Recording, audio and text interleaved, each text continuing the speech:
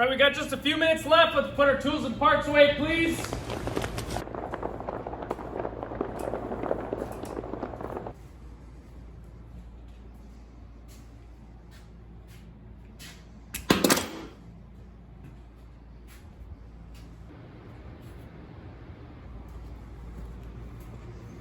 Leave that where it is. But you said that I know what I said, but I thought that we were supposed to. It doesn't matter what you think. Watch out, watch out, watch out! Here's the cover.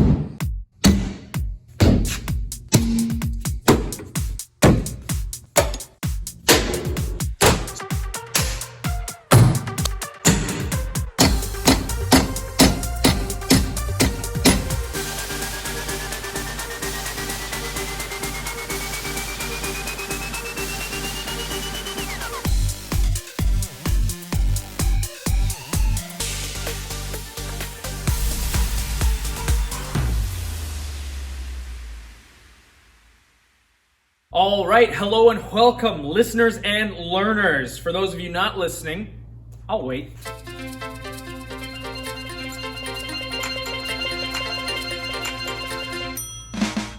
All right, now that we are all listening and all learning, let's talk about this LL Tool J. This is maybe one of the most adaptable tools that mankind has ever created. You can do all sorts of neat things with this, and I'm gonna show you how. So you've probably seen me use this tool a couple times, but this is the angle grinder. It's called an angle grinder because the motor rotates a certain way, but the cutter cuts perpendicularly or at a right angle to the motor, therefore angle grinder. So this tool can be used for all sorts of jobs, including sanding, surfacing, cutting, sometimes even polishing. And depending on the accessories and attachments that you have for it, you can use it to work with steel, aluminum, wood, ceramic, even concrete. So it can be used in a lot of different contexts for a lot of different purposes. So of course, I need to talk about safety regarding this tool. The spindle speed is quite high and therefore it presents a lot of danger to us. And I will explain some of the safety precautions we can take depending on the material that we're using it on and what we are using it for. So let's talk about some parts of the grinder. This is our spindle. The spindle is where we mount the blade or the abrasive that we're using, and the spindle is attached to the motor, which is what allows it to spin when actuated. These spindles are a specific size, so if you have your own grinder, be sure to check the specs before you buy any attachments for it. In this case, we have a 5/8 inch spindle with 11 threads per inch. Some other information that we can find on the grinder is its operating RPM, which in this case is 8,500, and it can use up to 4.5 inch or 5 inch cutting discs. And I'll talk a little bit more about that information later. Most grinders will also have what are known as flange nuts, and these are used to index the blades to the spindle and to keep the blades in place. You can see we've got two flat spots on this. Those correspond with the two flat spots on the flange.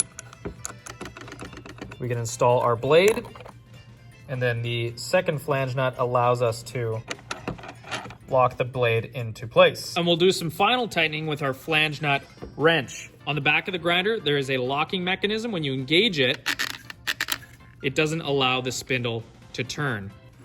So once you've got that locking mechanism engaged, you take your flange nut wrench and you simply get it snug. Whenever we're changing out blades or cutters on the grinder, we want to make sure that we have them unplugged or have the battery disconnected, just so that we don't accidentally set the grinder off in the process. So we've got a lot of things we can do with the grinder and a lot of accessories that we can use. Let's first talk about cutting. For cutting, we use cutting discs or zip discs as they're often referred to. I did mention earlier the working RPM of our machine, which was about 8,500. That's important to note because you'll notice that these discs are rated for certain speeds as well. So this one is rated for 13,280 RPMs.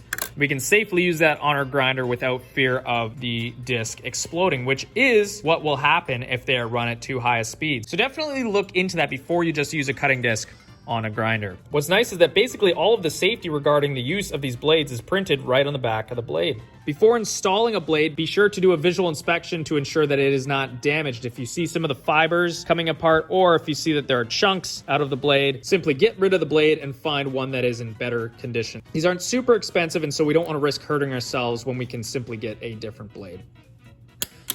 Cutting creates a lot of sparks, so we'll want to wear a welding jacket to make sure that we are not damaging or burning through our clothes. We'll want eye protection in the form of safety glasses. Not only that, we also want to use a face shield because these blades can shatter and shrapnel and be sent in all sorts of directions, which of course is quite dangerous when it is rotating at 8,500 RPM. The last thing that we need to make sure is that we are doing it in an area where there are no environmental risks. So we don't want to do it anywhere around combustible materials, where there are people that might get caught in the crossfire, and we don't want to do it around anything that the sparks might damage if it comes into contact with them. A great example of that in the auto shop is that the sparks created by a grinder can permanently damage windows. And so we want to make sure that if we are grinding anywhere around cars that we are not sending sparks directly toward any sort of glass or window. The last thing I want to touch on is the guard. Depending on the orientation with which you're using the machine, you can adjust the guard so that these sparks are being directed away from your person. There's simply a latch on the back here that you can pull, and then you can change the direction of the guard depending on where you want the sparks to go. The blade will rotate counterclockwise when you are looking at it. So depending on which way you want the sparks to go, you can adjust the guard accordingly. So I'm going to show you how we can use this to cut.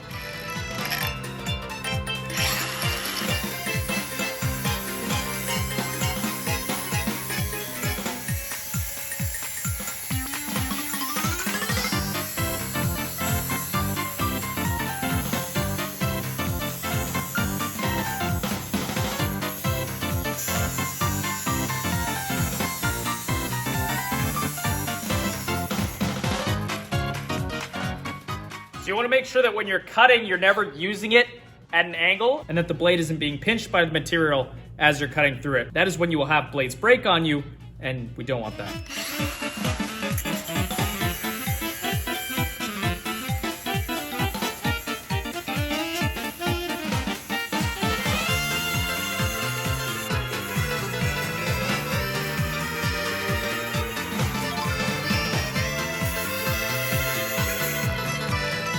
Okay, so let's say that you've picked up welding and you've laid down some sick beads. Well, maybe they're not that sick, but don't worry because we have the surfacing wheel. The surfacing wheel is very similar to the cutting disc. You can see it also has a speed rating, but this wheel is meant to be used at an angle to smooth down rough edges or welds or things of that nature. The setup of the surfacing disc is the same as the cutting disc. You want to make sure that you have the concave side of the surfacing disc facing out and away from the spindle.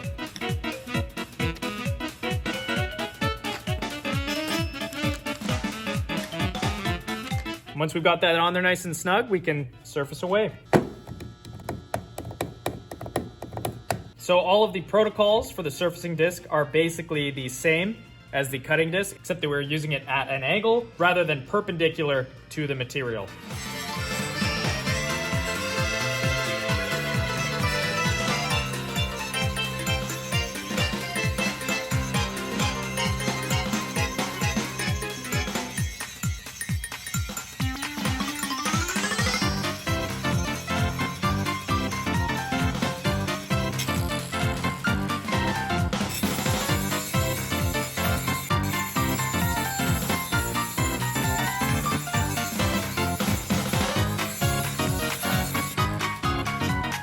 So we can use this to sand down those rough edges or welds, maybe to make it seem like we're slightly better welders than we are.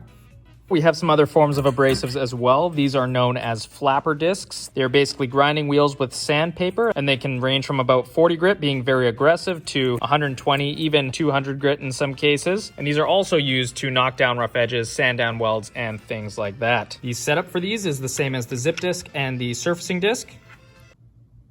Of course, these have speed ratings as well. You can see right there, 12,000 RPM, so we are well within our range. This one in particular is for metal. You can get these for wood as well. This here is a 40 grit, and we'll see what it can do.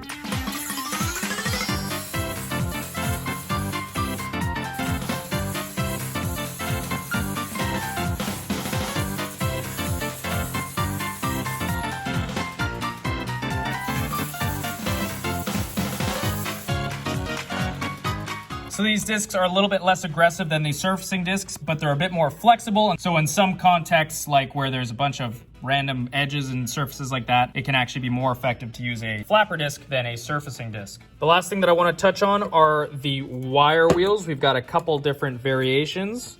This one's actually a hard plastic form of abrasive, and the setup of these is slightly different than the other discs that I've shown you. So firstly, we need to remove the flange nuts from the spindle. And you'll see these wire wheels actually have threads on them. And so in the case of these, we actually just thread them directly onto the spindle. And again, these will all have speed ratings as well. So we'll test some of these out and see what they can do.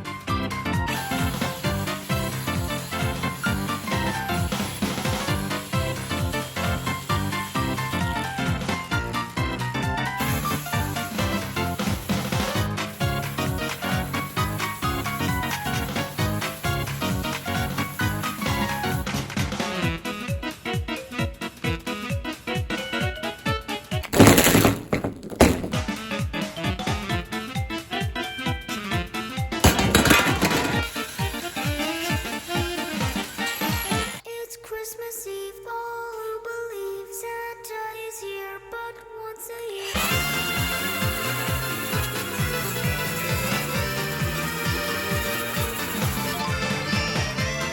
Let's try this one.